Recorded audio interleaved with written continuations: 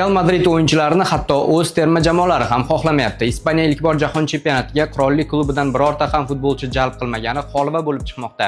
Carreras, Hausen, Carvajal, Ceballos va Gonzalo Garcia Qizil Furiyaga chaqirilmagandi. Thomas Tuchel boshchiligidagi Angliya esa Kimsan Trentning xizmatlaridan voz kechdi. Bu ham yetmaganidek, endi yosh va umidli yulduz sifatida ko'rilgan Mastantuno ham Argentina safidan tushib qolmoqda. Bunaqa holat Real Madrid futbolchilari bilan hali beri kuzatilmagan. Tarkibning katta qismi mundialdan qolib ketdi. Bu ularning mavsum davomida ko'rsatgan qo'shtirnoq ichidagi tomoshalari bilan bog'liqmi desangiz, yo'q. Chunki barchasini rasvo qilganlar va o'zini yomon tomondan ko'rsatganlar orasida Vinicius, Mbappe, Valverde va Bellingham kabilar jahon chempionatida o'ynaydi.